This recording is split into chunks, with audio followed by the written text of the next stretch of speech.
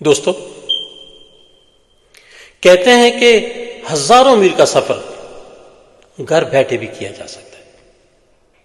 یہ دنیا کیسی ہے، بسنے والے لوگ کیسے ہیں، وہ اس زندگی کے بارے میں کیا سوچتے ہیں، انہوں نے اب تک کہ سماجی ارتقاء سے کیا حاصل کیا۔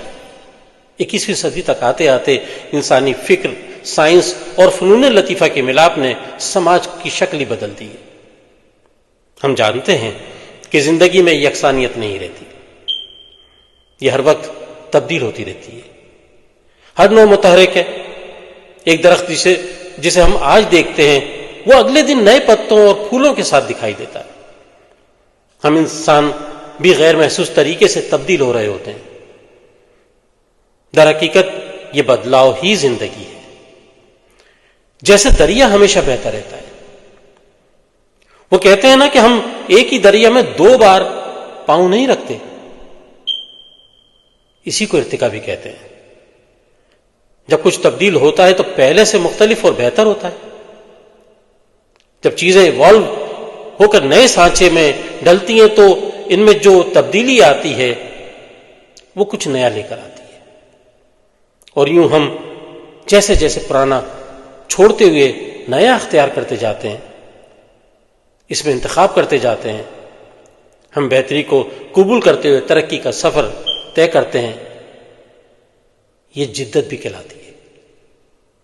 سماج کا اچھا اور قابل قبول چہرہ بنتا ہی تب ہے جب ہم ہر طرح کی تبدیلیوں کو اپنانے کے لیے تیار ہو جاتے ہیں۔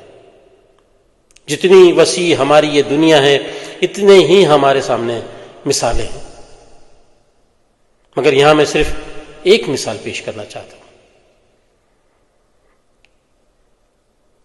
وہ ہے کہانی سنانے کی روایت۔ انسان نے جب سے بولنا سیکھا، شاید کہانی کہنے اور کہانی سننے کی روایت تب سے ہی پروان چڑھ رہی ہے۔ کچھ لوگ شکار کر کے یا کسی سفر سے لوٹتے تو اپنے ساتھ بہت سے واقعات، نئی زمینوں کی اور وہاں بسنے والے لوگوں کی کہانیاں اور شکار کے قصے سنایا کرتے۔ دھیرے دھیرے قصوں میں رنگ آمیزی بھی آنے لگی ہوگی۔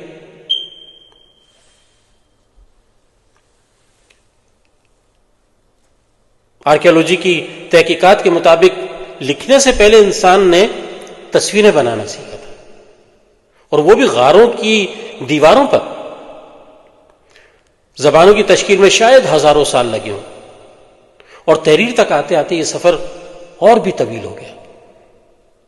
بات کو مختصر کرنے کے لیے میں یہاں ایک لمبی جست لگاتا ہوں اور تہذیب کے اس دور میں آ جاتا ہوں جب انسان نے کاغذ ایجاد کر لیا تھا اور باقاعدہ منضبط کتابچے مرتب کرنے لگا تھا۔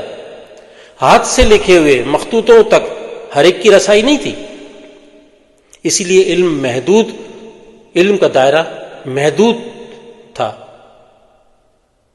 اور پھر 600 برس پہلے اچانک ایک انقلاب آ گیا، چھاپا خانے کا انقلاب۔ کہانی کے سفر میں چھاپا خانے کے حیرت انگیز کردار کو چند لفظوں میں بیان نہیں کیا جا سکتا۔ ذرا تصور کیجئے کہ ایک مخطوطے تک صرف ایک فرد کی رسائی، اور اب ایک کتاب کے لاتعداد نسخے۔ اس دوران میں یہ بھی ہوا کہ قصہ گوئی کی روایت نے جنم لیا۔ ماہر فنکار بہترین انداز میں زبان و بیان، صوتی آہنگ یعنی آواز کے اتار چڑھاؤ کے ساتھ کہانیوں کو لوگوں کے سامنے پیش کرتے تاکہ سننے والے زیادہ لطف اندوز ہوں۔ اس سے آگے بڑھ کر کہانی کا سفر ناٹک، منچ اور اسٹیج ڈرامے تک آ جاتا ہے۔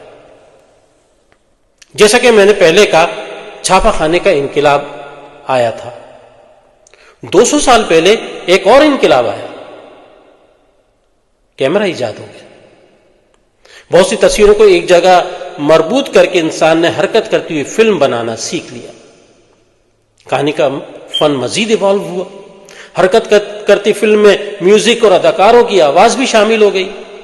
رفتہ رفتہ فلم کو نئے بہت سے شعبے قائم ہوتے چلے گئے۔ جدید کیمروں کا استعمال بڑھتا چلا گیا۔ فلم کی تراش خراش یعنی ایڈیٹنگ سے کہانی کو چست بنایا جانے لگا۔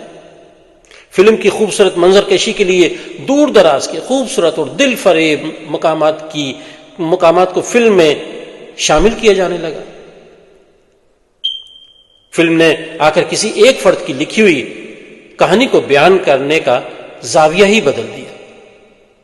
مثلا کہانی کار نے کسی خوبصورت بہتے آبشار، درختوں پر چہچہاتے پرندے اور پھر اچانک کسی کے آ جانے کا منظر بیان کیا تو فلم بنانے والوں نے، کیمرہ مین نے خوبصورت آبشار کو فلم بند کیا. روشنی کے زاویوں کو مزید بہتر بنانے کے لیے لائٹ مین نے اپنا کردار ادا کیا. موسیقار نے بہتے آبشار کے اور درختوں پر منڈلاتے پرندوں کے شور کو اپنی دلاویز دھن کے ساتھ ہم آہنگ کیا. اچانک کسی کے آ جانے کو ایڈیٹر نے مہارت سے ایڈٹ کیا، اور یہ سب کروانے کے لیے یہاں ایک اہم شخص بھی موجود تھا جسے ہم ڈائریکٹر کہتے ہیں، جو اپنے تخلیقی وجدان کو بروئے کار لاتے ہوئے ان سب کی یکجائی سے ایک بصری فن پارہ بناتا ہے. اور کیا ہم ان سب لوگوں کو بھول سکتے ہیں جو اس پورے عمل کو یقینی بناتے ہیں، یعنی اسسٹنٹ اور دیگر مددگار؟ سفر یہاں بھی نہیں رکا. پچھلی صدی میں کمپیوٹر کی ایجاد نے پرانی طرز کو یکسر بدل کر رکھ دیا. دوستو، ایک چھوٹے سے مونولاگ میں کہانی کہنے، لکھنے، سنانے سے لے کر دکھانے تک کا سفر بیان نہیں کیا جا سکتا، مگر ہمیں لطیف احساسات، فکر، اخلاقیات، سماجی شعور، دکھ، خوشیاں، آزادی، محبت، رواداری اور تعلیم دینے کے ساتھ ساتھ ہمیں ایک اچھا انسان بھی بنانے میں کہانیوں نے اور کہانیوں کے جدید انداز یعنی فلموں نے بہت اہم کردار ادا کیا ہے. ایک اچھی کتاب، ناول، افسانہ یا ایک اچھی فلم ہمیں صرف محظوظ نہیں کرتے بلکہ سماجی شعور عطا کرتے ہیں تاکہ ہم اپنے ارد گرد کی دنیا کو امن و سلامتی سے رہنے کے قابل بنا سکیں. لہذا دوستو، اچھی کتابیں پڑھیے،